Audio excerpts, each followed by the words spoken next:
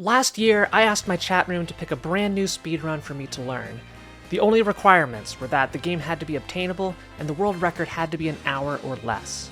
After a fierce bracket stage, the ultimate winner was Super Mario Odyssey. I would grind the time down to a 1 hour, 18 minutes, and 18 second time in the 80% category before taking a break and moving on to other speedruns. For Phant's Phantastical year of Phast, Super Mario Odyssey is back in the spotlight as I move beyond 80% and learn a category I have never tried before.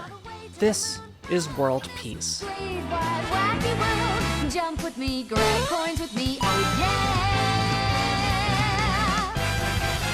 It's time to jump up in the air. Jump up, don't be scared. Jump up and your cares will soar away. And if the dark clouds start to swirl, don't feel a shed a tear, 'cause I'll be your one-up girl. So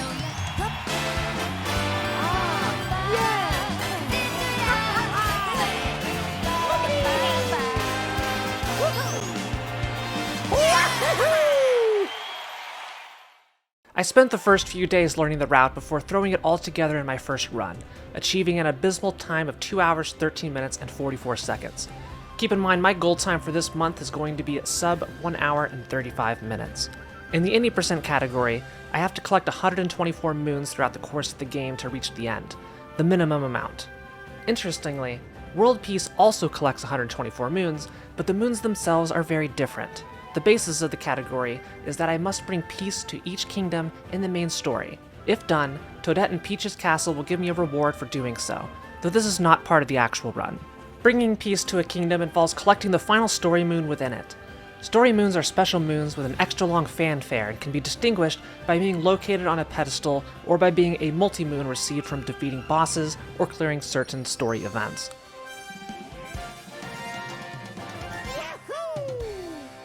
Miscellaneous other moons use the much shorter fanfare instead. In some kingdoms, like Bowser's Kingdom, every single one of the story moons is collected, but in others, like the Snow Kingdom, only the final story multi-moon is obtained. The game does not care if any of the previous story moons are collected beforehand. Only the final one is used to determine if a kingdom is considered saved. Several glitches can be used to sequence break to get the final story mission completed early, speeding things up.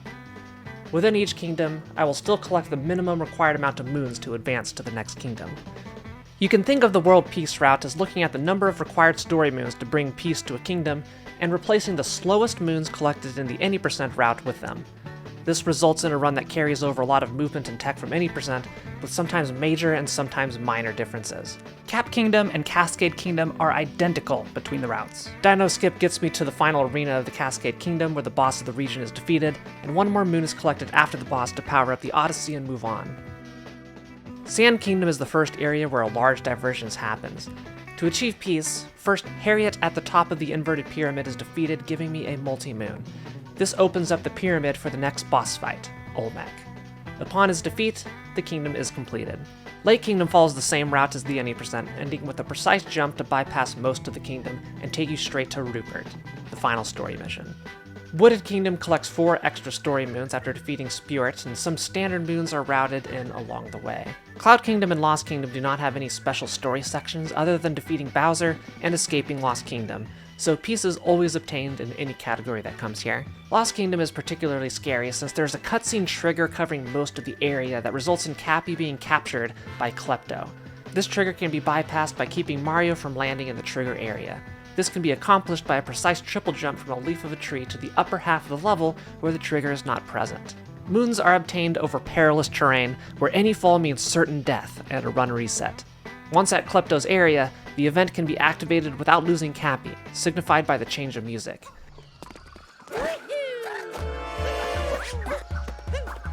This renders the rest of the level safe to collect the remaining moons, with the last one being obtained over a pit of instant kill poison, and then an intentional death warp takes you back to the Odyssey. Metro Kingdom is split into night and day segments. The night segment ends in a mandatory boss fight, but has no other requirements. In the day section, I must get the band back together, finding all 4 musicians, bringing power back to the city, and completing the 2D platforming section during the celebration sequence. This segment is the single reason why I chose to run World Peace in the month of May. It's just so much fun. And we just can't forget about OTEP. OTEP? Oh, he also feel dead. Oh, Kelly Phant. Yay! The run is now about half over. Snow Kingdom sees an incredibly important out-of-bounds trick to bypass 4 lengthy story sub-areas to reach the final race. By positioning Mario close to the wall, holding right, and then performing a roll cancel by pressing the X, Y, and B buttons in extremely quick succession, Mario will get pushed through the wall and you can just barely hit the loading zone to the racetrack, where the final story moon is obtained and peace is brought to the kingdom. Lake Kingdom is one of the few zones where I do have to complete every single story mission, but they can be done quite quickly by using the movement offered by the Gushins. A few more miscellaneous moons are picked up along the way to get the minimum requirement, and the kingdom ends with a boss fight against Brigadier Mollusk Lancer 2 Dauphin of Beblaine, and yes, that is the actual name of this boss. Although no major kingdom in Super Mario Odyssey is easy, the route for Luncheon Kingdom in this category is among the most lengthy and technically difficult segments. Like the Lost Kingdom, there are several areas where it is impossible to recover from a fall, and like Metro Kingdom, there are a large number of moons to collect, and the fastest moons involve heading to every corner of the kingdom, and as always in World Peace, defeating the final boss of the kingdom. Ruined Kingdom rears its head en route to Bowser Kingdom, which is a glorified auto-scroller of a boss section, though a little bit of movement at the start can still be optimized. Only 2 kingdoms remain after Luncheon, and both follow the exact same route as with any percent. I take out Mecha Brutal at the end of Bowser Kingdom, and on the moon, I perform the moon skip to bypass a lengthy sub-area and head straight to Bowser where I defeat him, and then I go kill the moon. Time stops as soon as we fly away into the distance. And that, in a nutshell, is what the World Peace category is all about. I felt after my first run that my movement in general was pretty strong when it came to the basics. The main reason for the staggering 2-hour plus time is 100% due to pure stubbornness on my part. Anyway, don't be discouraged, Fattest Miner, about this part, because this part's dumb. There are a variety of strategies and routes to take, and I chose to implement the single most difficult skip in the entire run, the inverted pyramid skip. Oops. It saves about 40 or so seconds versus the alternative method, but I mainly wanted to do it because it would make me look pretty cool. The bottom ledge of the pyramid can be accessed by climbing up an icicle and doing some max height jumps over to the ledge. Once in this corner of the pyramid, I need to long jump off the ledge, do a cap throw turnaround, and dive through a near pixel perfect area on the corner of the pyramid. If done correctly at the perfect angle, Mario will clip through and cap bounce into the air, but that's not all. After the cap bounce, I need to land partly inbounds because there is no collision inside to stand on. If I go too far, I pop back out or fall to the ground. Once in, I can ground pound and cap bounce over to another small area of collision before backflipping and reaching the top of the pyramid. Words cannot describe how stupid this single trick is, as there's no real setup for it, though some camera manipulation makes it easier, so of course, I will try to go for it in every run. It took me 15 minutes to get the IP skip in my first run. However, shortly after, I had a run where I accomplished the IP skip after only 3 minutes. Coupled with general knowledge of the route, this run was able to finish with a 1 hour, 46 minute, and 31 second time. A massive 30-minute improvement, and the single biggest PB I will probably get in this category. Shortly after, I was able to get a similar run with some better movement down to a 1:43.04. I would go on to put in several more attempts throughout the week, but IP skip was so inconsistent, it was tough to get a run past Sand Kingdom. I decided to capitulate and learn the alternative slower method by bypassing a lot of story moons with the inverted pyramid clip. Instead of bypassing the pyramid entirely, a roll cancel clip, similar to what I do in Snow Kingdom, was added here in order to have an easy backup if I were to fail the IP skip. Going through this segment is slow, but much more consistent, and I was able to get more runs in front of me with this backup. At this point, I started to replace basic strategies in other kingdoms with more complicated and more optimized routes. In the Wooded Kingdom, my initial route had me go through a sub-area called the Tower, which takes you up to Spewart, the end of Wooded Kingdom Part 1, essentially. I can skip the tower with some careful jumps heading straight to the top and fighting Spewart directly. This route bypasses 2 moons I collected inside the tower that I now need to get elsewhere, but there are much faster options. This run is also the point where I added in another roll cancel skip in the sewers at the end of Metro Kingdom. Similar in concept to the Snow Kingdom and Sand Kingdom clips, but significantly tighter on the timing. I made it through eventually, but lost so much time here. The Snow Kingdom clip also gave me trouble. I finished this run with another PB, bringing me down to 1 hour, 41 minutes, and 28 seconds. but there were still many aspects of the run I wasn't happy about. Mecha Brutal and Bowser Kingdom was still causing me issues, and I couldn't figure out how to use the Gushin and Seaside Kingdom to bridge the gaps between story moons around the level. In Luncheon Kingdom, I was just winging it to get to the boss after the Podoboo section, slowly climbing my way up to the cannon, which was very slow and needed to change. The best way to learn a speedrun is to watch other speedrunners and try to incorporate things they have done, and this difficult movement in Luncheon Kingdom was directly derived from that. Combining a ground pound, cat bounce, up throw, and cappy recovery jump to get just far enough to reach this platform on the way to the boss. I got a run going with a pretty mediocre early game, but had great success getting the roll cancel clip at the end of Metro Kingdom, very quickly pushing me ahead. In the hours before this run, I went to the lab to figure out how to manipulate the Gushin and Seaside to go further. Up until this point, I would always end up short, unable to make it across the gap between the first and second story moons. The Gushin enemy can propel upwards or forwards depending on which button you press, and the maximum height you can reach with the Gushin depends on the height of the terrain you started from. To my astonishment, I discovered that by holding both the buttons to rise and propel myself forward at the same time, I would take a diagonal line to get to the max height of the Gushin instead of what I was previously doing, where I would rise first and then once at max height, head forward. This greatly increases the distance I can travel and makes crossing this gap a lot easier. It still takes up almost all the juice I have to make it this far, so I need to make sure I drop the Gushin on the rail so I can use the little juice I have left to continue on in the kingdom. These new developments allowed me to get my first sub 140, ending the run with a 139.55. At this point in the month, submissions for the next iteration of the all-women speedrunning event, Flame Fatales, had opened and I decided to throw my hat in, or I guess I threw Cappy in. During the recording session, where I did sample commentary as I was doing the run, I just couldn't miss. Come on, let me in. Don't make me look like a fool, Pyramid. Cappy, just let me through. There we go.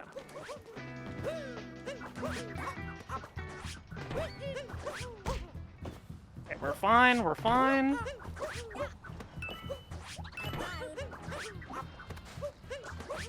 Okay, alright. I can relax. Moons before. And here's a spooky jump. Here's a spooky jump right here. So this is the moon surrounded by purple death. And we're good. Okay, that was actually excellent. And that's Night Metro Kingdom. Don't bonk here. I'm gonna be so mad if I bonk. We're good. Something I've implemented. It's like that clip we did back in Sand Kingdom. We could do it in multiple places, and here's one of them. So this one's very precise. And we're through. Let's go. And then obstacle number 3. This is the tough one. This is the toughie. Getting through this wall. Oh my god. I don't know what to say. Let's heckin' go. Alright, there is a sequence coming up that, again, I just implemented last week. I am not 100% on it. I'm going to attempt to show it to you today. It's very cool. And has a very high chance of going wrong right now, but I'm going to practice the hell out of this. I just want you all to see what it looks like. All right, here we go. Boom, boom, boom. Out the door. Checkpoint, get.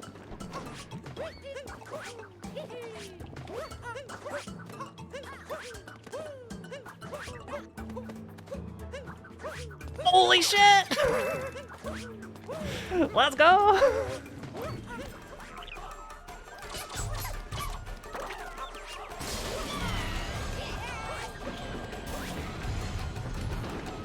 Try and do this. So he's gonna kick me off.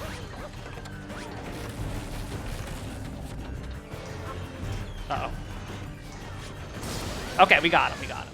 All right, so there's a very lengthy subsection, but thankfully, and this is like an incredibly convenient coincidence, this statue is placed just in the right spot to get me just high enough on this wall to be able to, if I do it right, grab the ledge. Right there. And get me all the way up to the top.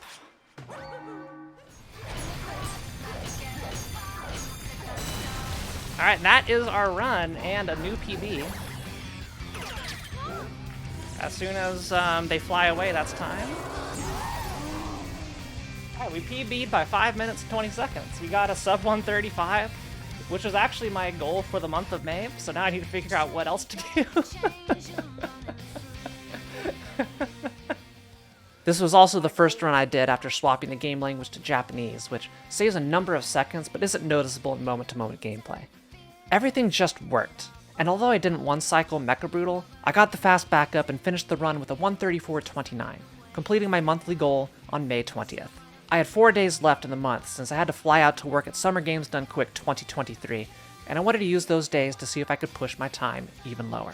I had nothing but horrible runs until May 24th, the final day of the challenge. I decided to just do a couple no-reset runs to see what happened. The opening was on pace, but Snow Kingdom was catastrophic, losing me 4 minutes and putting me in an unrecoverable spot. But since this is a no-reset run, I decided to go to completion anyway. I had a very good Moon Kingdom, the best I had ever done, but it still wasn't enough to PB. Or so I thought. Well, I'm comparing against my best segments. Oh, that was a PB. In the tradition of speedrunner PBs, I may have done it faster than I'd ever done it before, but the run was trash. Not satisfied with spending 4 minutes on Snow Kingdom, I jumped right back in.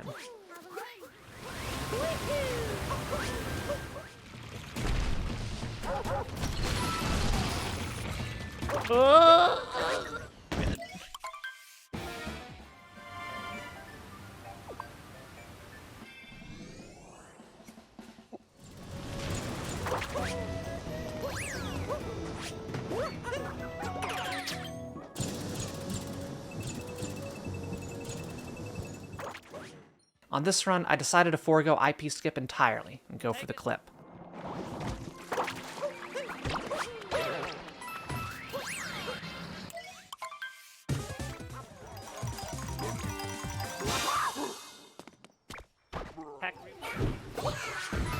Yeah, serves you right, you stupid fire bro.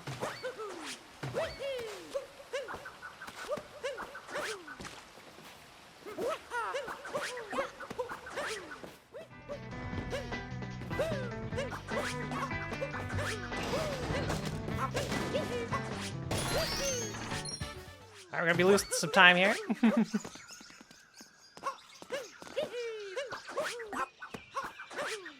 Oh shit. A death in Lost Kingdom cost me dearly, and I would need to execute the roll cancel clips in Metro and Snow super fast in order to gain it back.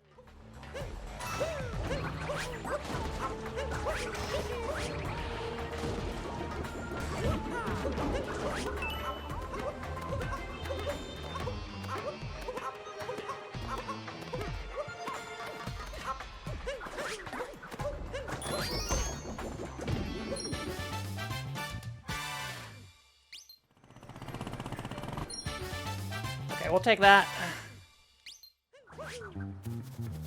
You don't realize how important OTEP is to life until you don't get the OTEP.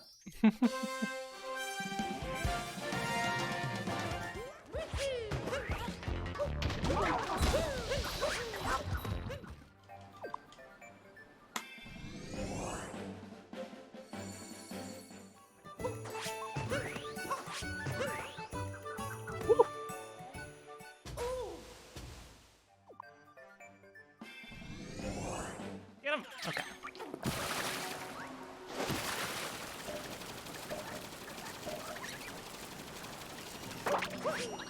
Not sure if we got it or not. Dang it! So close.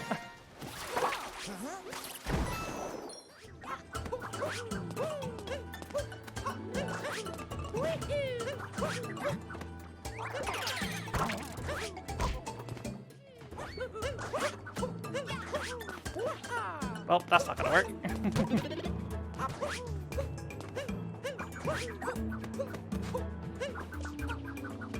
Or that. Alright. Gonna lose a little bit more than a minute.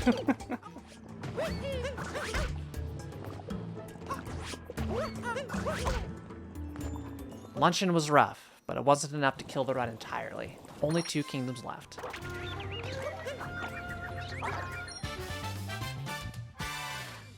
Take it!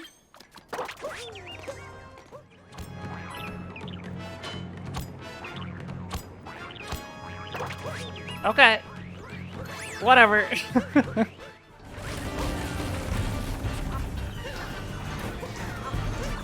Oh shit!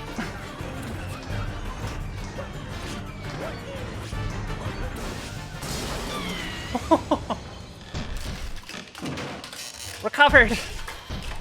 That was slow as heck, but recovered. Oh, that was nerve-wracking.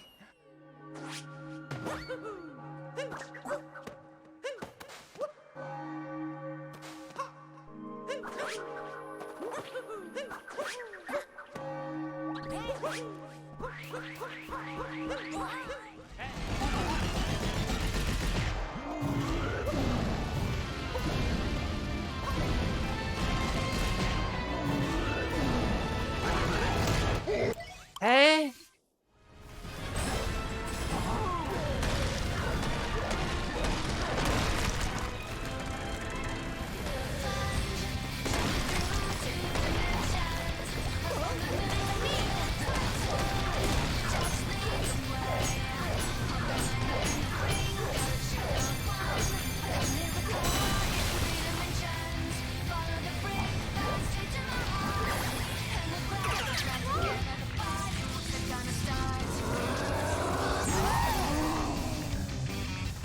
One 32 29